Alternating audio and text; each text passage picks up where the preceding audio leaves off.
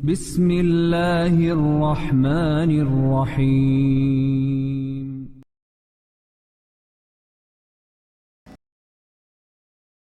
Bismillahirrahmanirrahim. Alhamdulillahi rabbil alamin. Wassalatu wassalamu ala asrafil anbiya'i wal mursalin.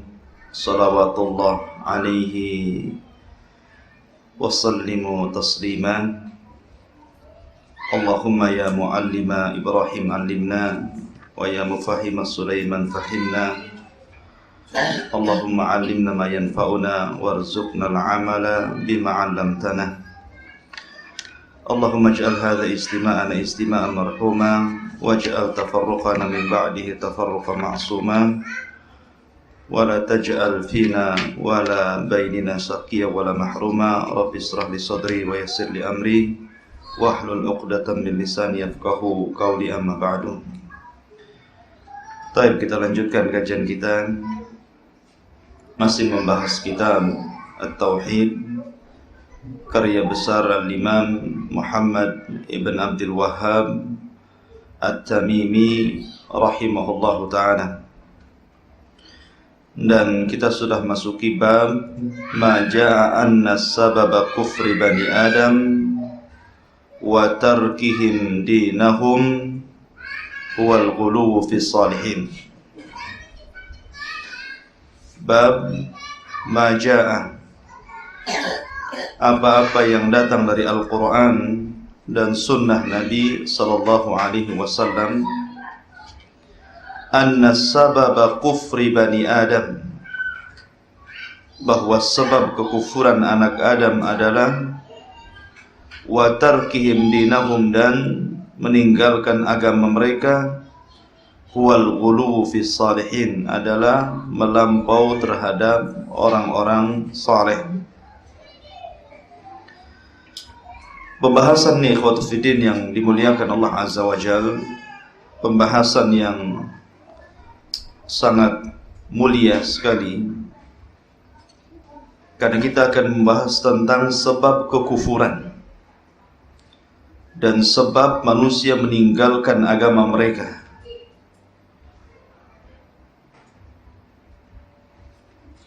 Apa itu? Disebutkan oleh beliau al-ghuluw fis salihin, melampau atau berlebih-lebihan di dalam mengagungkan orang-orang saleh.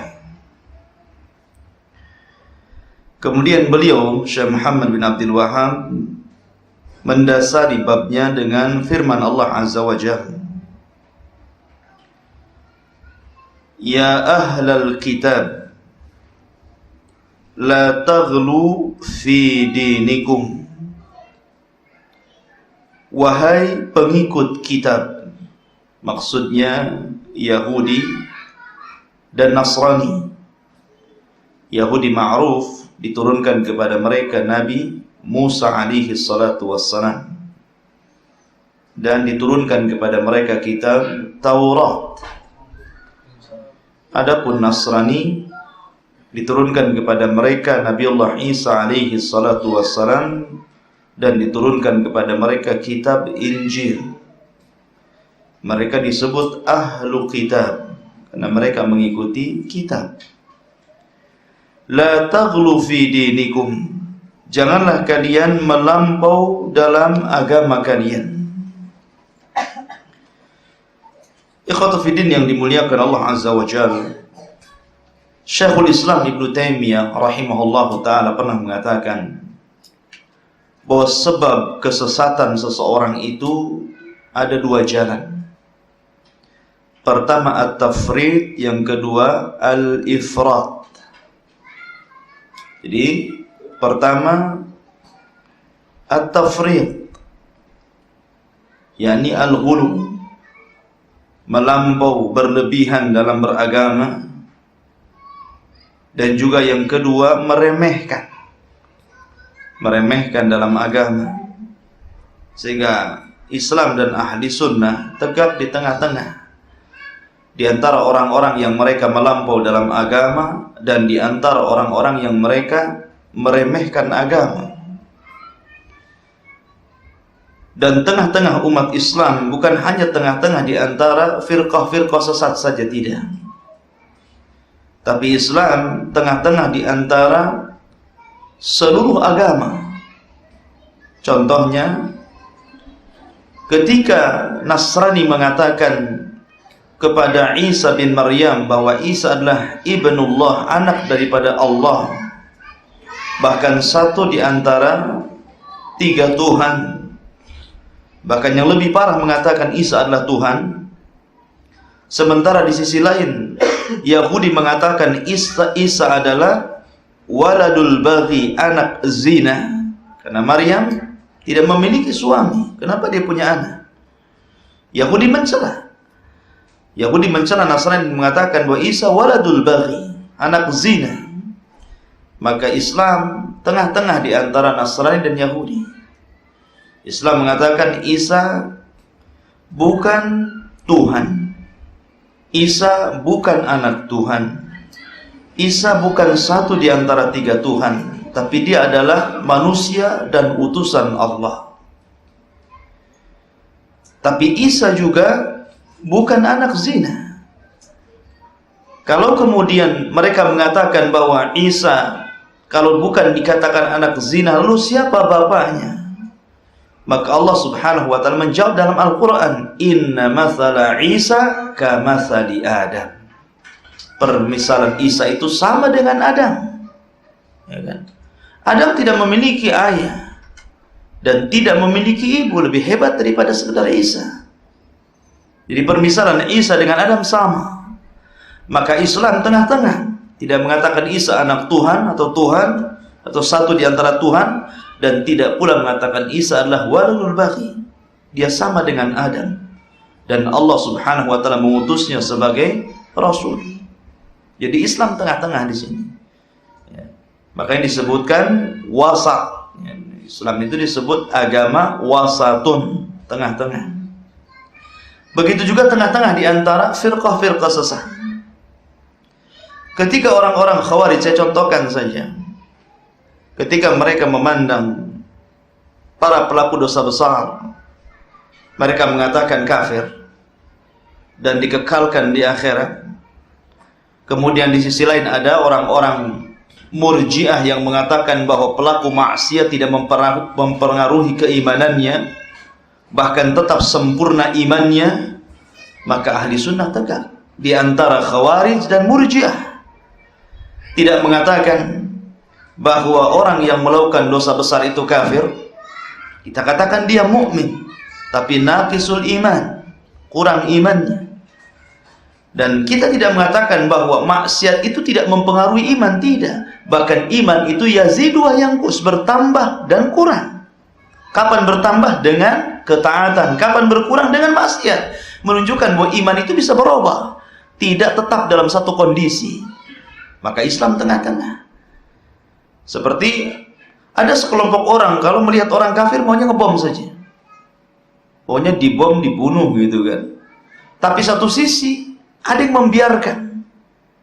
Mereka sama dengan kita, ya kan? Seperti orang liberal mengatakan mereka sama dengan kita. Nasrani, Yahudi, mau apapun agama itu sama di hadapan Allah Azza wa Jalla. Maka kita tengah-tengah. Kita kafirkan yang dikafirkan Allah dan Rasulnya, dan kita tidak mengkafir-kafirkan orang-orang yang tidak dikafirkan Allah dan Rasulnya. Disinilah kita mendudukan di antara tengah-tengah. Bukan berarti semua orang kafir kita bunuh, kan gitu. Ada orang kafir yang harus dilindungi seperti dhimmi, ahdi, musta'man. Ada kafir yang harus diperangi seperti kafir harbi.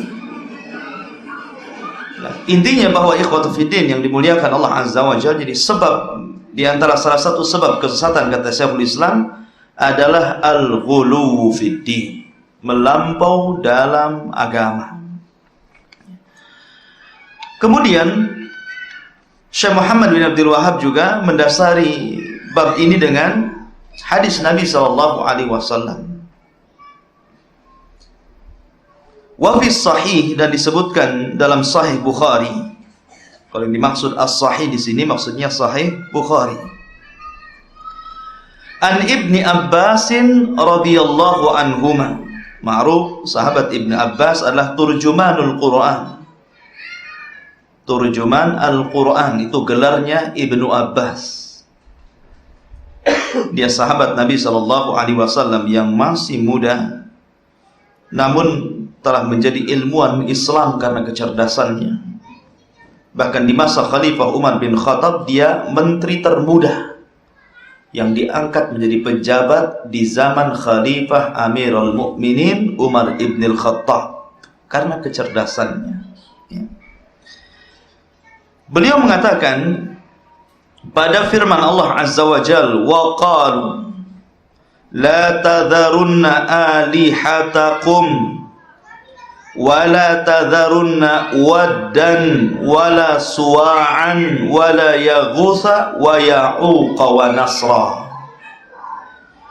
Mereka mengatakan, kaumnya Nuh, jangan kalian tinggalkan Tuhan-Tuhan kalian, dan jangan pula kalian meninggalkan Tuhan Wad, Suwa', Yaghus, Ya'uq, dan juga Nasr.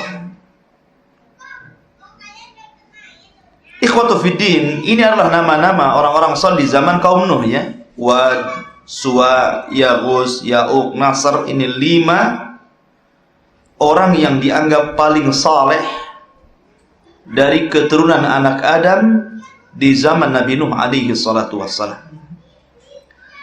Cukup menarik ikhwatu fiddin supaya antum memahami ayat ini. Kita tahu bahwa Allah Subhanahu wa ta'ala ketika menciptakan Adam alaihi salatu wassalam, Adam adalah nabi pertama. Adam adalah nabi pertama, sekaligus manusia pertama yang Allah ciptakan. Kemudian dari keturunan Adam mewariskan ilmunya kepada Habil. Akan tapi Habil dibunuh Qabil, sehingga Adam merasa sedih dengan kematian Habil, dan itu anak yang paling dicintainya, yang mewarisi sifat-sifat Adam dan ilmu Adam. Kalau seandainya Habil hidup, tentu dia seorang nabi. Akan tapi Habil meninggal. Karena meninggal Habil inilah kemudian Allah Subhanahu wa ta'ala menghadiahkan sebagai penggantinya namanya Syith. Syith itu artinya hibatullah, hadiah dari Allah. Allah berikan pengganti Habil seorang nabi namanya Syith ya. Lah Nabi Syith ini ikhwatu fiddin, di zaman inilah, di zaman Nabi Syith inilah kemudian manusia terpecah menjadi 2, antara ashabul khair dan ashabul syarr. Orang-orang yang senantiasa berbuat baik dan orang-orang yang senantiasa berbuat jahat.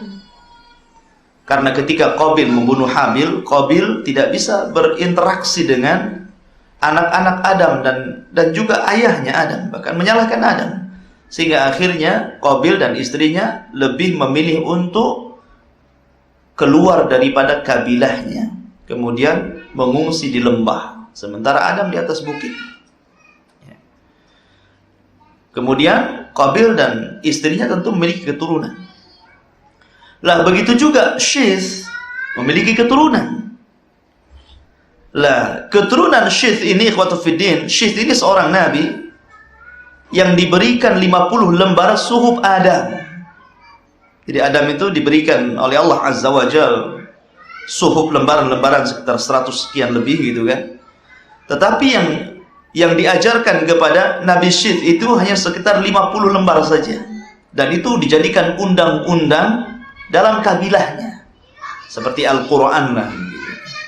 Jadikan undang-undang dalam kabilahnya, sehingga kabilahnya Syith ini masih teratur gitu, karena ada undang-undang yang mengaturnya. Tapi Qabil tidak memiliki undang-undang, tidak memiliki kitab yang membuat maslahat untuk mereka kaumnya, sehingga Qabil ini keturunannya menjadi orang-orang jahat, orang-orang mungkar, walaupun tidak sampai taraf kesyirikan di zaman itu, tapi mereka membuat kemungkaran. Ada sebagian riwayat, memang kebanyakan kisah zaman dulu itu memang kebanyakan kisah Israiliyah, akan tapi selama tidak bertentangan dengan dengan Al-Quran dan Sunnah, kata Nabi, hadithu an Bani Israel wal haraj. Ceritakan tentang kisah Bani Israel, tidak mengapa kalau seandainya tidak bertentangan. Ya. Jadi keturunan Nabi Syith ini, ikhwatu fiddin, laki-lakinya tampan, tapi wanitanya kurang baik. Jadi laki-lakinya itu ganteng-ganteng, tapi perempuannya kurang cantik. Tapi keturunan Qabil terbalik.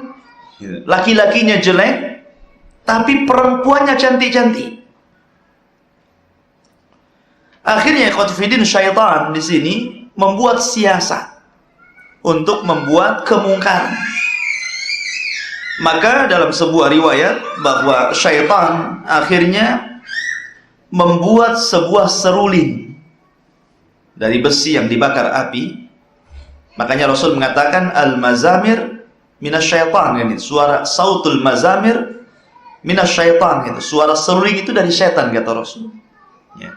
Karena yang menciptakan seruling ini pertama kali adalah iblis untuk membuat kegaduhan, kemungkaran di zaman itu.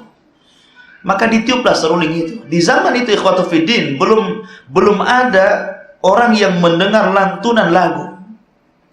Sehingga ketika terdengar suara seruling, mereka heran. Nih. Dan mereka penasaran, ini suara apa? Maka mendekatlah kaum Syith dan juga mendekatlah kaum Qabil. Nah, akhirnya bertemulah dua kaum tadi. Maka melihat bahwa wanita-wanita Qabil ini cantik-cantik, tertarik mereka kaumnya Syith ini. Sementara terbalik gitu kan. Yang wanita-wanita kaum Qabil ini melihat pria-pria kaum Syith ini tampan-tampan. Akhirnya syaitan terus membuat suara-suara suling tersebut, sehingga akhirnya dengan panjangnya waktu sering bertemu, maka akhirnya di antara mereka terjadi ikhtilat. Akhirnya berujung kepada perzinahan pertama sepanjang sejarah manusia.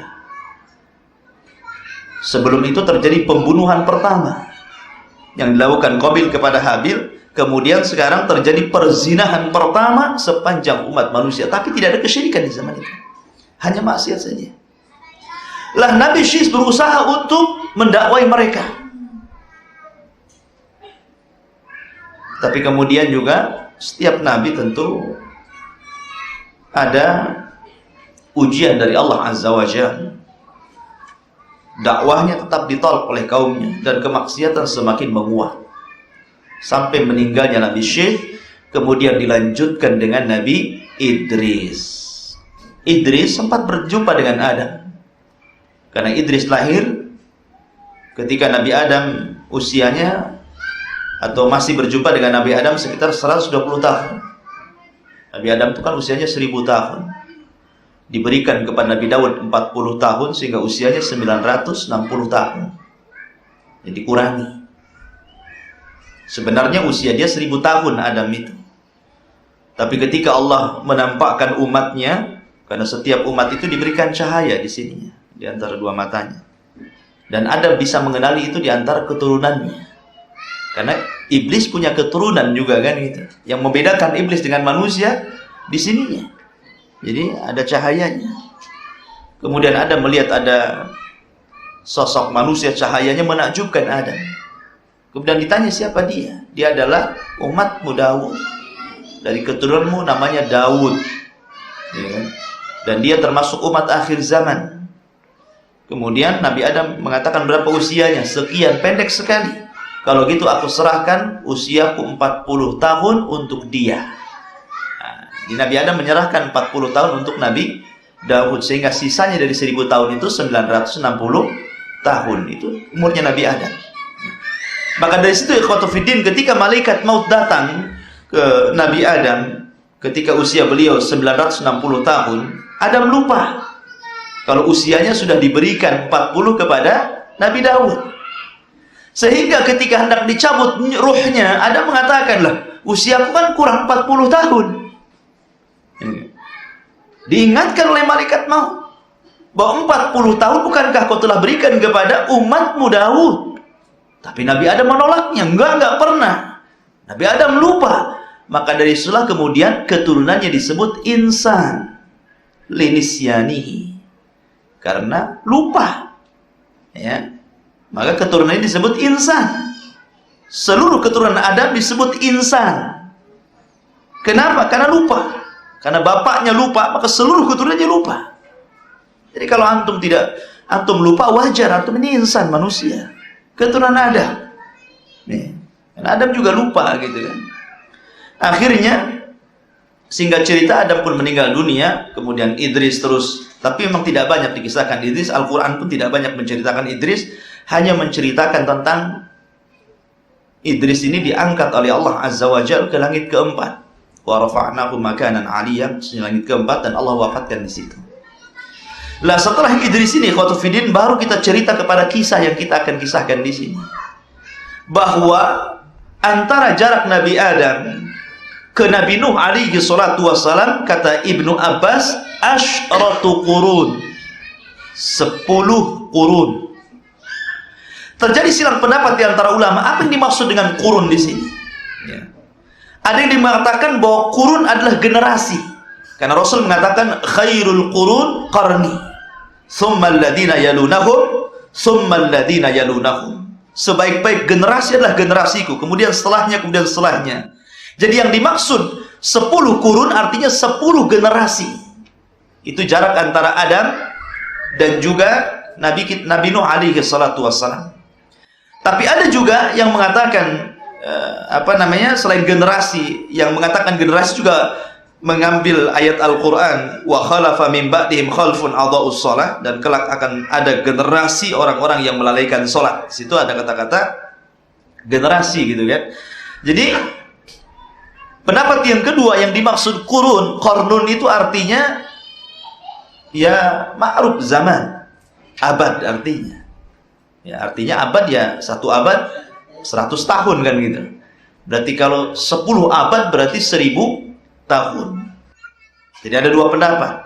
Ada yang mengatakan kurun di situ abad, sehingga jarak antara Nabi Adam kepada Nabi Nuh itu 1000 tahun. Ya kan? Ada juga yang mengatakan generasi, artinya 10 generasi. Wallahu a'lam, tapi yang jelas ini dinukilkan oleh para ulama seperti itu. Lah, setelah 10 abad ataupun 10 generasi gitu kan, barulah kemudian di zaman itu ikhwatu fiddin ada keturunan Nabi Adam alaihi salatu wassalam yang bernama Wad, Suwa, Yaghus, Ya'uq, dan juga Nasr. Ya. Mereka adalah termasuk dari kaumnya Nabi Nuh. Karena Nuh itu diberikan usia yang panjang, ikhwan. Terkadang kaumnya sudah meninggal duluan, dia masih hidup. Ya, Allah karuniakan usia Nabi Nuh itu 1780 tahun usianya. Bisa bayangkan panjangnya usia Nabi Nuh kan? 1780 tahun itu usianya Nabi Nuh. Sehingga Nabi Nuh itu hidup di beberapa generasi. Gitu kan? Sampai beberapa generasi Nuh itu masih hidup. Ya. Karena memang usianya panjang itu. Lah di antara kaumnya Nabi Nuh itu, dari keturunan Adam alaihi salatu wassalam, ada orang-orang saleh. Namanya Wad, Suwa, Yaghus, Ya'uq, dan Nasr. Lah di antara 5 orang soleh ini, yang paling soleh adalah Wad. Ini yang paling soleh di antara semuanya. Wad ini, subhanallah, paling dicintai di antara seluruh orang-orang soleh yang termaktub dalam kitab Nuh di sini. Lah ketika mereka meninggal dunia, ikhwatu fiddin, ketika mereka meninggal dunia, karena masing-masing orang soleh ini kan memiliki pengikut. Masing-masing seorang orang soleh memiliki pengikut. Baik Wad memiliki pengikut, Suwa memiliki pengikut, Yaghus memiliki pengikut, Ya'uq, Nasr. Ini nama-nama yang sulit kita eja, ikhwan. Tapi saya yakin menurut bahasa mereka di zaman itu ada artinya. Nggak mungkin tidak ada artinya. Ini ada artinya. Di zaman itu kan, ini kan menggunakan bahasa mereka gitu kan. Kita tidak tahu bahasa mereka apa. Ya. Tapi yang jelas bahwa saya yakin Wad, Suwa, Yaghus, Ya'uq, dan Nasr ini ada artinya. Cuma kita nggak tahu saja artinya apa. Tapi yang jelas bahwa mereka memiliki pengikut yang banyak. Terutama Wad ini banyak pengikutnya. banyak sekali pengikutnya. Lah ketika mereka meninggal dunia, ikhwatu fiddin, para pengikutnya ini merasa kehilangan karena tidak ada yang menggantikan mereka. Tidak ada yang menggantikan di hati mereka gitu kan. Setelah mereka meninggal, susah untuk mencari pengganti seperti mereka. Kesolehannya, kebaikannya, ilmunya, dan begitu seterusnya. Sehingga mereka merasa kehilangan. Dari sinilah ikhwatu fiddin, syaitan yang memang dari dulu mengincar-incar waktu ini gitu kan, saat ini. Syaitan mungkin hanya bisa sekedar menciptakan kemaksiatan, tapi belum bisa menyekutukan Tuhan dengan yang lainnya. Makanya syaitan langsung berperan di sini. Masuklah kepada pengikut 5 orang saleh ini. Kemudian mengatakan, alangkah baiknya daripada kalian merenung seperti itu, bagaimana kalau kita tancapkan satu patung di tempat majelis-majelis tempat kita berkumpul di sini. Seperti umpamanya sekarang kita ngaji, sering tempat ini ngajinya. Kemudian saya meninggal gitu kan. Nah, kemudian saya dibuat patung di sini. Begini aja. Antum datang nengokin saya gitu kan. Artinya khotbah ini secara logika kan begini.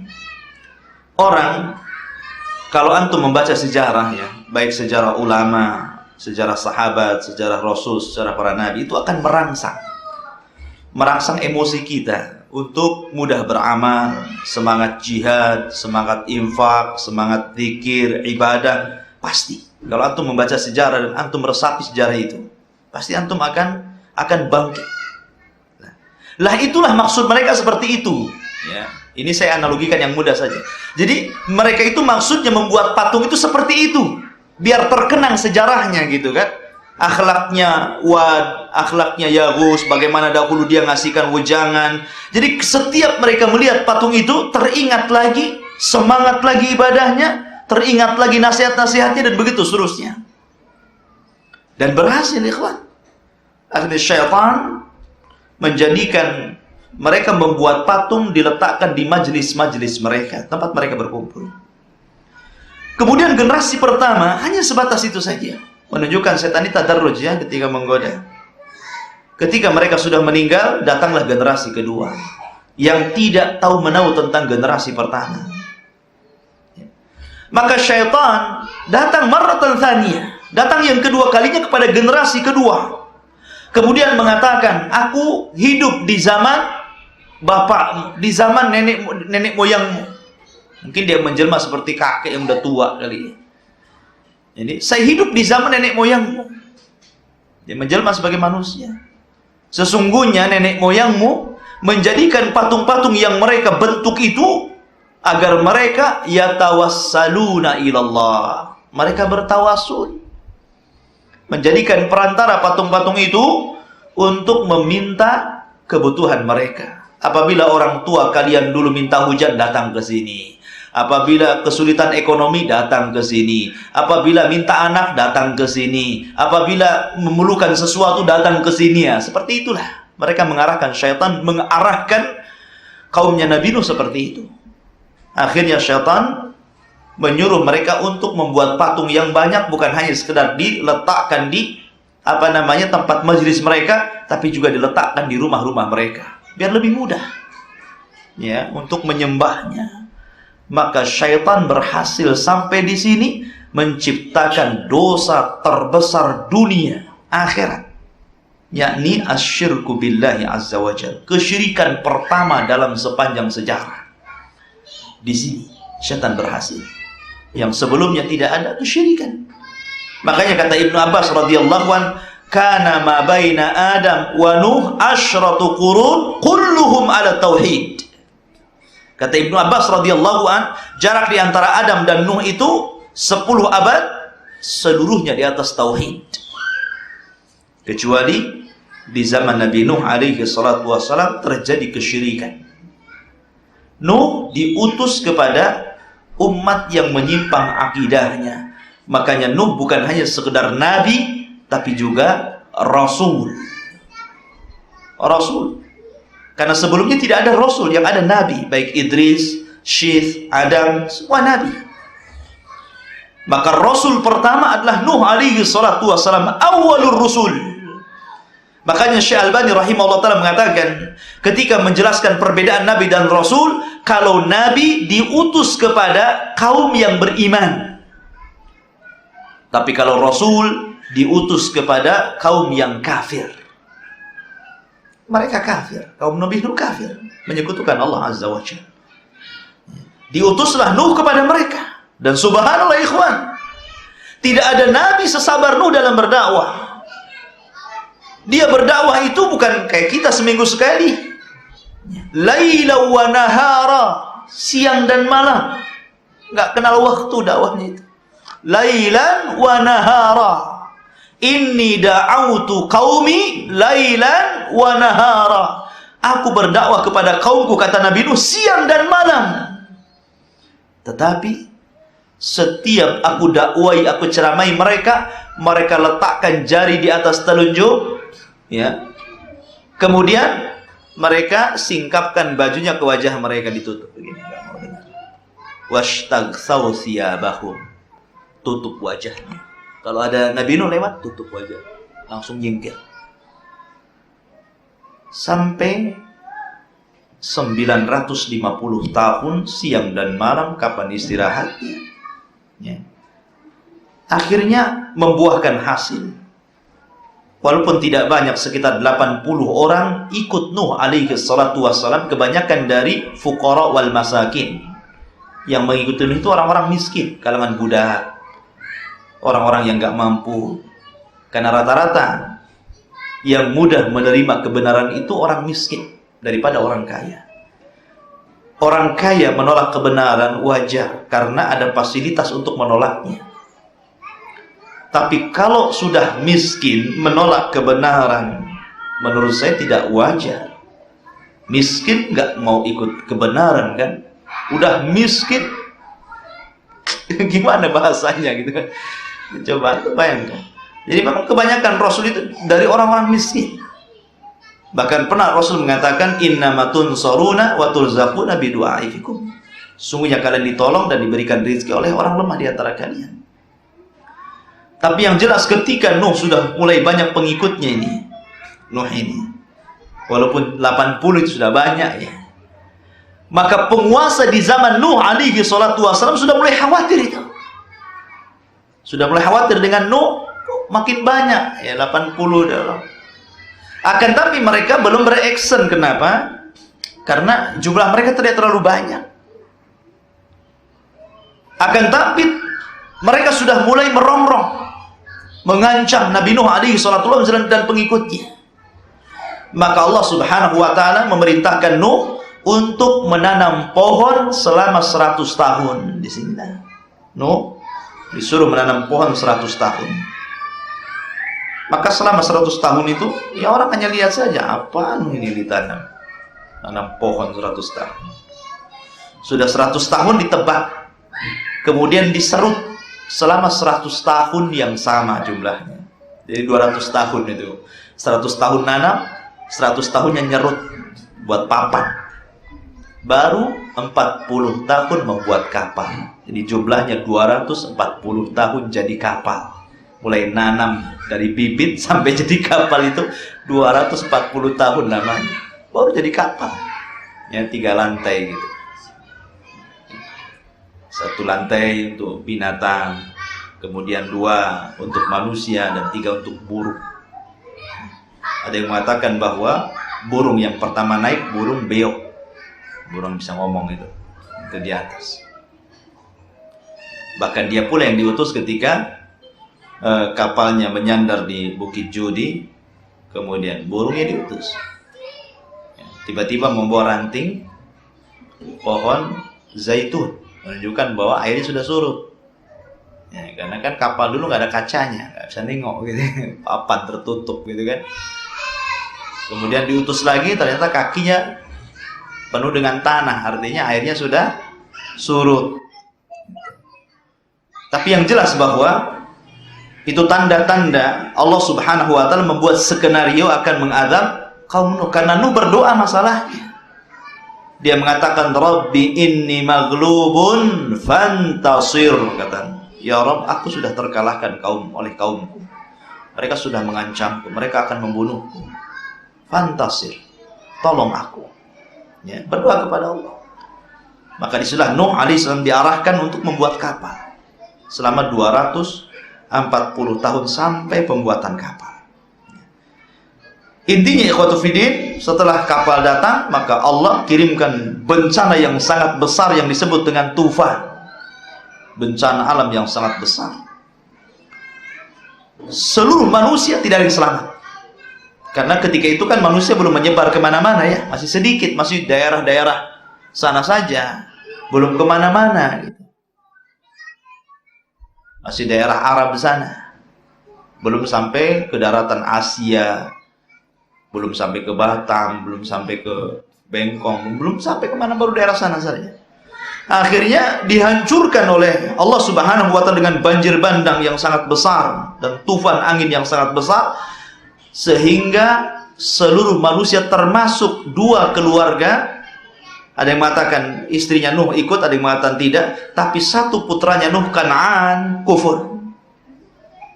Dia tetap naik ke atas bukit walaupun sudah dinasihati oleh Nuh, engkau tidak akan selamat, tapi dia tetap naik ke atas bukit, akhirnya tenggelam. Nuh hanya membawa 3 putra yang diselamatkan. Ya, namanya Syam, Ham, dan Yafis. Hanya 3 putra ini saja yang selamat. Makanya kemudian dari setelah Nuh diselamatkan, umat satu dunia ini hanya dari keturunan 3 putra Nuh ini saja. Makanya wajar kalau para ulama mengatakan Nuh itu Abul Bashari Tsani, bapak manusia kedua setelah Adam. Karena setelah tragedi tufan tidak ada yang hidup kecuali Nuh dan pengikutnya. Tetapi dari keturunan seluruh manusia hanya dari 3 keturunan Nuh ini saja. Syam bagi kulit putih dan bagi orang-orang baik. Seluruh para nabi dan rasul mereka keturunan Syam ibn Nuh. Kemudian Ham ini kulit hitam, ya, seperti Sudan, Ethiopia, kulit hitam. Ya, kalau antum yang hitam keturunan Ham ya, yang putih Syam ya. Kemudian kalau yang jahat-jahat ini keturunan Yafis ibn Nuh. Seluruhnya jahat, tidak ada yang baik. Karena dari keturunannya lahirlah Ya'juj dan Ma'juj. Semuanya masuk neraka. Ya'juj dan Ma'juj. Sampai-sampai Rasul mengatakan apa? Ketika Allah Subhanahu wa Ta'ala memanggil Adam, Allah katakan akhrij ba'than nar, keluarkan utusan neraka. Sampai Ya'juj dan Ma'juj dikatakan utusan neraka. Ya kan? Maksudnya apa? 999 dimasukkan neraka dan 1 dimasukkan surga. Ini menunjukkan bahwa Ya'juj dan Ma'juj itu jumlahnya lebih besar dari kita. Dari mereka 999, 1 dari kita. Jumlah mereka banyak. Makanya ketika Allah wafatkan mereka dengan diutus dud, lalat, ulat yang membunuh mereka dalam satu bunuhan, seolah-olah mereka satu nyawa gitu kan, dicabut 1 mati semua gitu. Itu bangkainya, setiap jengkal di bumi ada bangkainya, setiap dijengkal di bumi ada bangkainya, saking banyaknya. Sehingga Nabi Isa bin Maryam berdoa kepada Allah untuk membersihkan bangkai Ya'juj dan Ma'juj. Berdoa kepada Allah sehingga Allah mengirimkan burung-burung pemakan bangkai, maka dipatukin, dimakan gitu kan, sampai tinggal tulang belulang pun tidak bersih bumi. Akhirnya Isa berdoa lagi agar mengutus hujan yang sangat besar dan menyapu habis seluruh bangkainya Ya'juj Ma'juj dan dilempar ke lautan, sehingga akhirnya bumi bersih dan ditumbuhkan kembali. Baik, kalau sudah tahu sedikit cerita Nuh, maka antum akan paham alur kisah ini. Qala, berkata beliau Abdullah bin Abbas, hadhihi asma'u rijalin salihin. Ini adalah nama-nama orang-orang saleh min qaumi Nuhin, dari kaumnya Nabi Nuh. Falamma halaku auha syaitanu, ketika mereka orang-orang itu meninggal dunia, orang-orang saleh itu, auha syaitan, syaitan mewahyukan, mengilhamkan ila qaumihim, kepada kaum mereka, anin subu ila majalisihim allati kanu yajlisuna fiha ansaba, agar mereka meletakkan dalam majlis-majlis mereka yang duduk-duduk di situ, yakni ansaba, sebuah patung. Wasammuha bi asmaihim, dan patung-patung itu memberinya dengan nama-nama sesuai dengan mereka. Fafa'alu, mereka pun melakukannya atas suruhan syaitan. Walam tu'bad, tapi belum disembah generasi pertama. Hatta idza halaka ulai, ketika generasi pertama meninggal dunia, wa nusyal ilmu, dan ilmu pun dilupakan, ubidat, maka patung-patung tersebut menjadi disembah. Lihat ikhwan. Maka Imam Ibnu Qayyim rahimahullah taala mengatakan, qala ghairu wahid minas salaf, berkata bukan satu dari ulama salaf, banyak.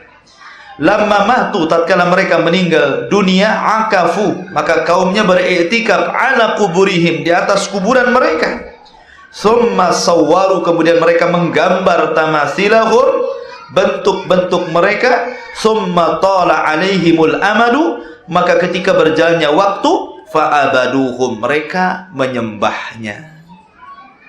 Itulah ikhwatu fillah kesyirikan pertama yang dilakukan di zaman Nabi Nuh. Artinya kalau kita melihat bahwa kesyirikan ini terjadi tidaklah disebabkan kecuali karena ghulu, melampau, berlebihan terhadap mengagungkan orang saleh. Ini kan mengagungkan orang saleh, mengagungkan Wad, Yaghus. Mereka tidak cukup membaca kitab karya-karya mereka, petuah-petuah, tapi juga harus ada patungnya gitu kan, harus diletakkan di majelisnya. Ya, kalau ketika mengingatnya harus dilihat gambarnya, kan berlebihan namanya. Dan kaum yang berlebihan akan dihancurkan. Makanya ketika Nabi SAW menyuruh Abdullah bin Abbas untuk mengambil kerikil-kerikil untuk melempar-lempar jumrah, baik jumrah Aqabah atau jumrah yang lainnya, maka Abdullah bin Abbas mengambilkan kerikil kecil, kerikil yang untuk ketepel itu, kemudian diberikan kepada Nabi SAW. Kata Nabi SAW, mithlu hadhihi tarmun, seperti ini ya batu yang kalian lempar ya. Sambil Nabi memperlihatkan contohnya. Supaya apa? Supaya sahabat mengikuti Nabi. Karena batu kan banyak. Nanti ngambil yang gede gitu kan, ngambil kayu, ngambil sendal, ngambil tulang, ngambil apa, kan nggak tahu kan gitu. Makanya Rasul mencontohkan, seperti ini batu ya yang kalian ambil ya, batu-batu kecil. Ya, mislu hadhihi tarmun. Kemudian Rasul mengatakan apa? Wa iyyakum wal ghuluwa fiddin. Hati-hati ya, jangan melampau dalam agama kalian. Fa innama ahlaka man kana qablakum al ghulu fiddin. Karena dihancurkan umat sebelum kalian, kata Rasul, karena melampau dalam agamanya. Sekarang ikhwan terbukti. Banyak orang yang ketika lempar jumrah itu bukan hanya batu kecil yang dilempar. Ya. Saking semangatnya, karena ada mitos bahwa dilempar syaitan. Sebagian orang mengatakan, masa setan batu kecil sakit? Akhirnya ambil batu besar. Dikiranya memang setan yang dilempar gitu kan. Sehingga dia ambil yang gede-gede, dia lempar dengan sekencang-kencangnya. Sudah habis batu ikhwan, karena masih emosi, payung pun dilempar. Emosinya melunjak, sendal pun diambil, dilempar. Apa jadinya kan? Jadi bukannya sesuai dengan sunnah, akhirnya menyelisih sunnah. Lah makanya Rasul menasihati jangan melampau dalam agama, karena terjadinya kesyirikan pertama dalam dunia ini akibat melampau di sini, akibat berlebihan terhadap orang-orang saleh dalam mengagungkan mereka. Makanya dahulu ikhwatu fiddin, di zaman Nabi Allah Ibrahim alaihi salatu wassalam, setelah Ibrahim membuat Ka'bah bersama Ismail, wa idh yarfa'u Ibrahimul qawaida wa Ismail, ketika Ibrahim membuat Ka'bah sudah selesai nih, ya kan? Maka Ibrahim pun kemudian memperhatikan bangunannya di satu tempat. Ini Ka'bah, beliau duduk di sini, diperhatikan gitu. Maka tempat duduk-duduknya Ibrahim ketika memperhatikan Ka'bah disebut maqam Ibrahim. Jadi Allah Subhanahu wa ta'ala ketika itu berfirman kepada Ibrahim agar dia melepaskan suaranya, mengajak manusia untuk haji, menyuruh agar Ibrahim itu ngomong kepada manusia supaya manusia datang dan tawaf di Baitullah. Ibrahim bingung gitu kan. Kalau saya teriak ke arah timur, seberapa jauh suara saya? Ya kan? Kalau saya teriak ke arah barat, seberapa jauh sampainya suara saya? Tapi Allah Subhanahu wa taala membuktikan mukjizat seorang nabi. Kata Allah Subhanahu wa taala, "Innama 'alaikal adzan wa 'alainal balagh." Kata Allah, "Hei Ibrahim, kau cukup ngomong saja, aku yang akan mengirim suaramu ke mereka." Kata Allah. Ya. Makanya Ibrahim langsung teriak gitu kan, mengajak manusia untuk haji. Dan subhanallah, suara Ibrahim ini setiap dia mengarah ke timur, maka sampai ke ujung timur suaranya. Ya. Ketika dia teriak ke barat, maka sampai ke ujung barat suaranya. Ketika dia ke utara dan selatan, maka sampai suaranya ke mana titik yang paling ujung di situ. Manusia mendengarnya. Itu mukjizat, ikhwan. Ya kan? Kalau pakai corong pun sampai berapa? Ya. Mungkin sampai ke mana-mana, tapi ini mukjizat Allah Azza wa Jalla. Dan setiap yang mendengar suara Ibrahim tertanamkan kecintaan kepada Baitullah. Karena doanya Ibrahim ketika meninggalkan Sarah dan juga Ismail, ya kan? Ibrahim kan setelah meninggalkan Sarah dan Ismail itu dibiarkan, udah dia pergi. Ya. Bahasa kita ini, kenapa abang meninggalkan saya? Ibrahim kan lihat ke belakang gitu, cuek aja, sampai ditaruh pergi gitu. Dipanggil-panggil diam saja, tetap aja jalan gitu kan? Namanya istri ya pasti ikut suaminya lah. Apalagi ditinggalkan biwadin ghairi zar'in, tempat yang nggak ada tanaman, nggak ada air, nggak ada orang, gitu kan? Tengah padang pasir lagi, berdua bawa anak kecil. Maka setiap Ibrahim pergi, diikuti belakangnya. Pergi diikuti di belakangnya, dikuntit begitu sampai ke belakang. Sampai akhirnya Ibrahim tidak bicara sedikit pun. Akhirnya Hajar mengatakan, Allahu amaraka bihadza. Apakah Allah yang memerintahkanmu untuk seperti ini? Kata Ibrahim, na'am, ya. Setelah dia mendengar jawabannya, baru Hajar mengatakan, idzan lan yudayyi'un Allah. Kalau begitu Allah tidak menyanyiakan kita. Pergilah kau. Ibrahim pergi. Pergi jauh setelah nggak melihat Hajar dan Ismail gitu kan. Nengok dari jauh. Baru dia menyelinap, kemudian duduk menghadap ke langit dan berdoa. Dan doanya diabadikan dalam Al-Quran. Rabbana ij'al hadha baladan aminan. Ya Allah, jadikan negeri ini negeri yang aman. Kemudian juga diantaranya waj'al af'idatan minan nas tahwi ilaihim. Ya Allah, jadikan hati manusia tertuju kepada tempat ini. Belakangan betul ada kabilah Jurhum datang gitu kan. Setelah Zamzam keluar, ketika Hajar meninggal, maka Ismail kemudian menikah dengan suku Jurhum dan belajar bahasa Arab sampai keturunannya kepada Adnan, dan di keturunan Adnan itu lahirlah Nabi kita Muhammad SAW. Yang jelas bahwa di masa Ibrahim ketika setelah mengajak manusia untuk haji, tidak ada orang yang kafir. Semua ala dini Ibrahim. Semua ala dini Ibrahim. Semua di atas agama Ibrahim. Ibrahim berhasil mengislamkan banyak orang mengikuti agama Ibrahim.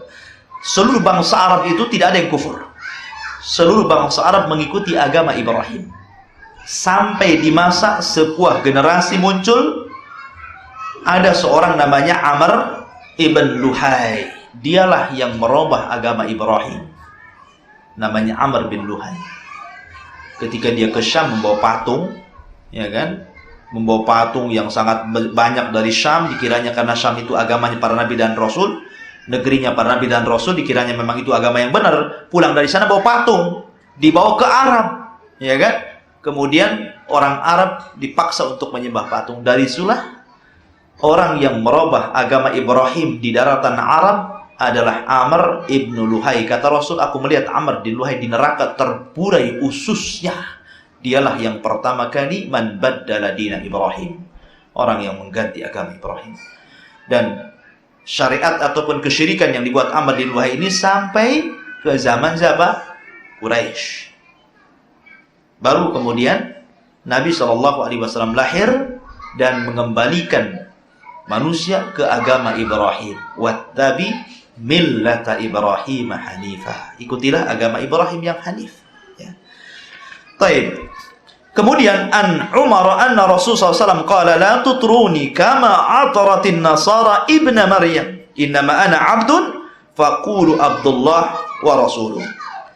Dari Umar bahwa Rasul sallallahu alaihi wasallam bersabda, jangan kalian berlebihan kepadaku sebagaimana orang-orang Nasrani berlebihan kepada Ibnu Maryam. Katakan saya hamba, ya.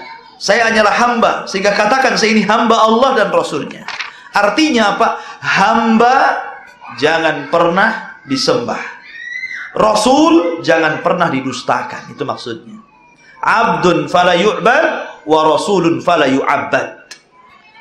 Saya ini hamba, jangan pernah disembah. Tapi saya juga Rasul, sehingga jangan pernah didustakan kata-kataku. Maka Nabi SAW berusaha mengingatkan manusia bahwa dirinya seorang hamba. Jangan berlebihan gitu loh. Saya ini hamba seperti kalian. Makanya aneh kalau sekarang banyak salawat-salawat yang berbunyi seolah-olah apa Nabi itu segala sesuatunya. Ya, wahai zat yang menghilangkan kesulitan, wahai zat yang bisa mengabulkan doa, wahai zat yang... Jadi seperti Allah posisinya gitu kan. Ya, seolah dia yang mengabulkan doa, dia yang memberikan kebutuhan. Na'udzubillah. Maka ini kesyirikan, kawan. Wa qala Rasul sallallahu alaihi wasallam, iyyakum wal ghuluwa fa innama ahlaka man kana qablakum al-ghulu. Maka Nabi sallallahu alaihi wasallam juga bersabda, hati-hati kalian, jangan pernah melampau dalam agama kalian, karena hancurnya umat sebelum kalian karena melampau dalam agama mereka. Umat sebelum mereka itu melampau. Dan kalau antum melihat qasasul Quran, ya, kisah-kisah Quran itu memang kehancuran yang diterima umat sebelum kita itu karena mereka melampaui batas. Sebut kisah siapa? Saya contohkan kisah Ashabus Sabti saja. Ya kan? Allah Subhanahu wa taala menjelaskan dalam Al-Qur'an tentang kisah Ashabus Sabti, tentang orang-orang Yahudi yang hidup di Palestina, satu desa yang hidup di pesisir Laut Merah.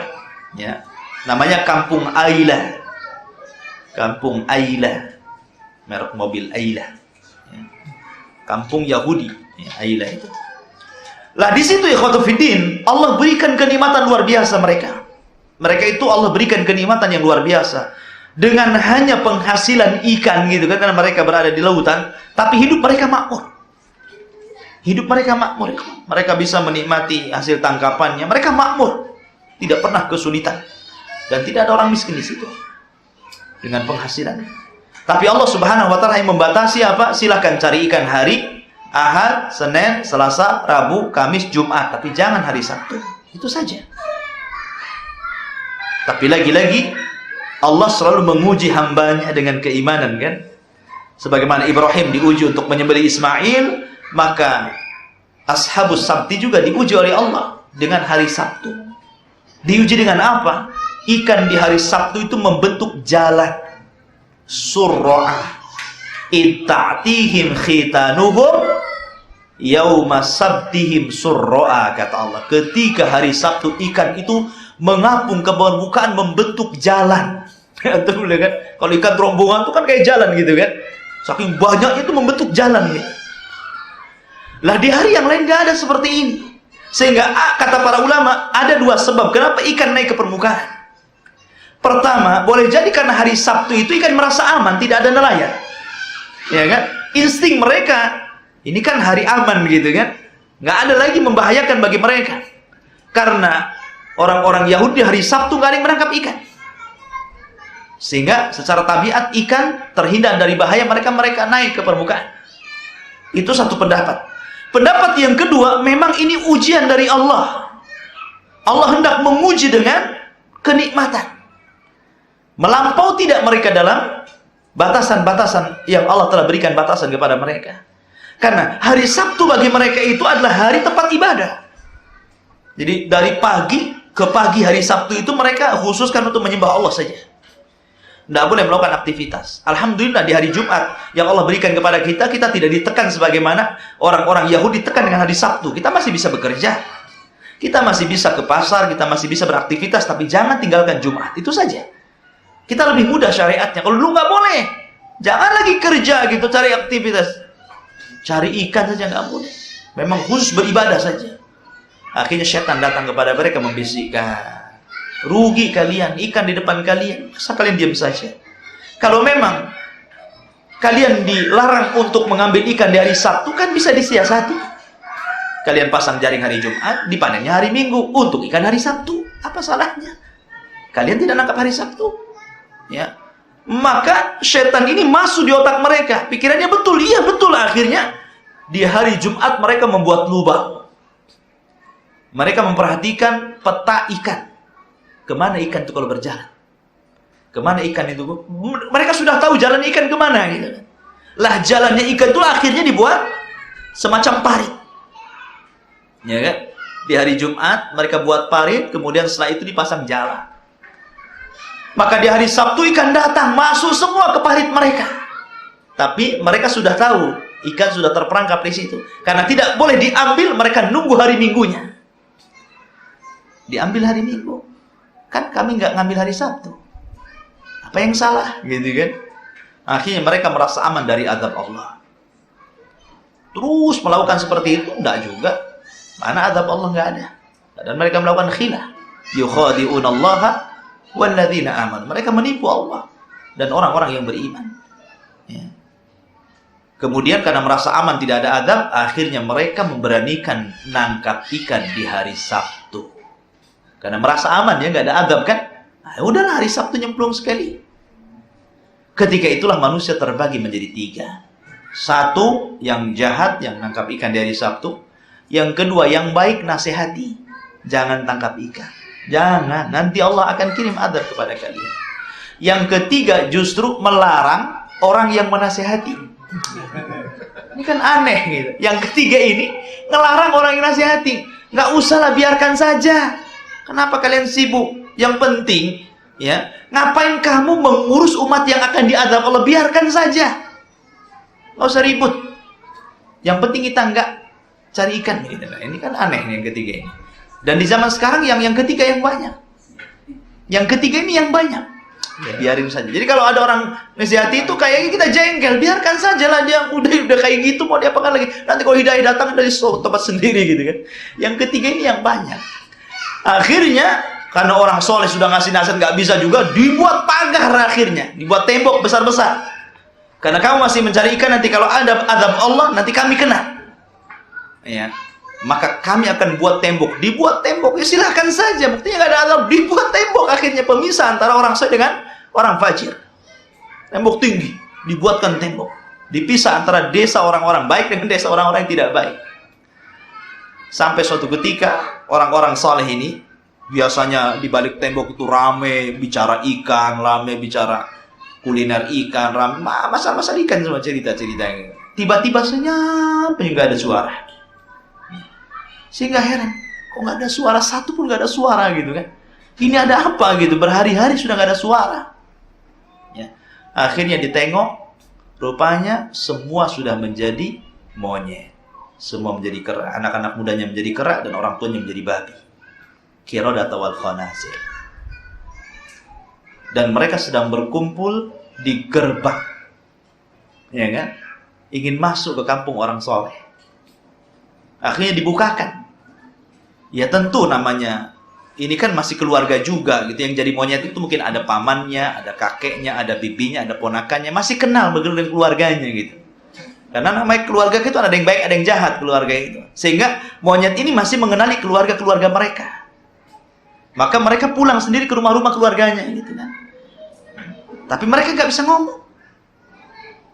Sehingga orang-orang soleh hanya mengatakan, alam yanhakum, bukankah kami telah melarang kalian jangan carikan dari Sabtu?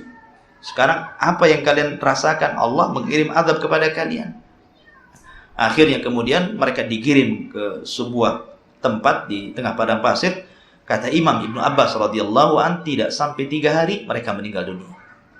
Allah wafatkan. Usia mereka hanya 3 hari saja. Setelah Allah kutuk menjadi monyet dan juga babi. Anak mudanya jadi monyet, orang tua jadi babi, gitu kan? Hanya selang 3 hari mereka meninggal dunia, sehingga tidak ada lagi yang selamat. Sehingga ini juga bantahan bahwa monyet-monyet di zaman sekarang bukan turunan monyet di zaman Bani Israel, tidak. Karena mereka tidak berketurunan. 3 hari mereka meninggal. Wallahu a'lam, saya kira cukup. Antum mengiyahkan atau bertanya? Bertanya. Nanti saya jawab. Iya. Baik. Pertama yang mengajari tulisan adalah Nabi Idris. Dialah awal yang mengajari khat. Nabi pertama yang mengajari khat tulisan. Idris alaihi salatu wassalam. Idris itu nabi yang patut ditiru, semangat dakwahnya luar biasa. Kenapa? Apalagi ketika Allah mewahyukan kepadanya bahwa engkau akan mendapatkan pahala sebanyak orang yang kau dakwai. Maka makin semangat Idris. Sehingga karena semangatnya, dia nawar kepada malaikat supaya dipanjangkan usianya. Kata malaikat, Jibril, aku nggak punya wewenang. Yang punya wewenang malaikat maut. Coba tawar-tawaran dengan malaikat maut sana. Ya kan? Kata Idris, gimana aku ketemu dengan dia? Gampang. Saya antar kamu menghadap dia ke langit. Maka Jibril mengangkat Idris ke langit keempat. Sampai langit keempat, Idris berjumpa dengan malaikat maut dan mengatakan bahwa kami bersama seorang manusia yang akan berjumpa dengan Anda. Kata malaikat maut, kebetulan saya juga cari manusia. Karena Allah subhanahu wa ta'ala memerintahkan untuk mencabut nyawa manusia di tempat ini. Jadi Idris minta ditambah usianya, malaikat mau nyabut nyawanya. Menunjukkan bahwa kematian tidak ada yang tahu. Maka Idris dicabut di langit keempat. Tidak ada satupun nabi yang meninggal di langit kecuali Idris. Maka Allah katakan dalam Al-Quran, wa rafa'nahu makanan 'aliyah. Kami angkat Idris di tempat yang tinggi. Maksudnya langit keempat. Kemudian tentang masalah definisi Nabi dan Rasul, macam-macam. Ada yang mengatakan Nabi, setiap Nabi bukan berarti Rasul, tapi setiap Rasul pasti dia Nabi. Ada yang mengatakan Rasul berdakwah kepada seluruh manusia, tapi Nabi hanya kepada kaumnya saja. Ada juga yang mengatakan Rasul membawa syariat baru, sementara Nabi meneruskan syariat yang lama. Masing-masing. Ada juga yang mengatakan bahwa Rasul umira bitabligh, diperintah untuk menyampaikan, tapi Nabi tidak diperintah untuk menyampaikan. Ada juga yang seperti yang saya katakan di awal, Rasul diutus kepada kaumnya yang bertentangan akidahnya, kafir, tapi Nabi diutus kepada kaum yang tidak bertentangan akidahnya. Dan ini yang dikuatkan Syekh Albani rahimahullah ta'ala. Kalau antum katakan Nabi Musa diutus kepada orang-orang yang beriman, salah. Bani Israel kafir. Bani Israel kafir. Diutus kepada orang kafir, diajak oleh Musa sehingga beriman. Baru diselamatkan dari kaum Kibti, kaumnya Fir'aun. Ya, dan kaum Kibti adalah keturunan Ham ibn Nuh. Kemudian Bani Israel dari keturunan Yakub, karena Yakub itu disebut Israel. Yakub putra daripada Ishak. Ishak putra daripada Ibrahim. Ya, Ismail Nabi akhirnya diselamatkan oleh Musa, keturunan Yakub, Israel, Bani Israel diselamatkan dari Mesir, dibawa ke Palestina. Dibawa ke Palestina dan hidup di situ. Lah dari Yakub ini ikhwatu fiddin, setelah Yakub meninggal, maka seluruh nabi-nabi banyak diutus dari Bani Israel. Jumlah mereka ribuan. Bukan hanya ratusan lagi, ribuan. Kalangan nabi yang diutus dari Bani Israel itu jumlahnya sampai 1000 lebih. Makanya jumlah nabi itu sekitar 120.000 nabi. Itu riwayat Daruqutni dari jalur Abu Dhar. Ketika Abu Dhar bertanya Nabi SAW, Abu Dhar Al-Ghifari, tentang kam adadul anbiya wal rasul, berapa jumlah nabi dan rasul, maka Rasul menyebutkan jumlah nabi 120.000 dan jumlah rasul 315 rasul. Jadi jumlah keturunan nabi yang dari keturunan Yakub itu ribuan. dan jahatnya Bani Israel suka membunuh Nabi. Makanya Allah katakan dalam Al-Quran, yaqtulunal anbiya bighairil haqq. Mereka suka membunuh para nabi. Terkadang satu zaman itu diutus bukan 1-2 nabi, sampai 5-6 nabi diutus kepada Bani Israel. Orang-orang Yahudi itu kan dengki. Ya. Makanya orang-orang Yahudi memahami buah larangan yang ada di sorga. Ketika Allah mengatakan wala taqrabu hadhihi syajarah, jangan kau dekat-dekat buah ini. Ya, fatakuna minadh dhalimin, maka kalian berdua akan termasuk orang zalim. Orang-orang Yahudi menganggap bahwa buah larangan itu artinya buah ma'rifah, buah ilmu. Jadi Adam disuruh jangan mendekati buah ilmu. Sehingga orang-orang Yahudi memahami seperti itu, makanya mereka memerangi ilmu dan ulama. Orang Yahudi sampai sekarang mereka memerangi ilmu dan ulama. Mulai karena salah pemahaman di sini. Padahal kita katakan bahwa buah itu tidak disebut dalam Al-Quran. Kalau seandainya penyebutan nama buah itu bermanfaat, pasti Allah menyebutkannya. Apain Allah menyembunyikannya? Ya, artinya karena tidak ada manfaatnya dengan penyebutan nama dari buah larangan itu, ya berarti memang tidak ada faedahnya. Cukup jangan mendekati pohon ini. Pohon apa? Wallahu a'lam, selesai. Kenapa harus dibahas? Wallahu a'lam.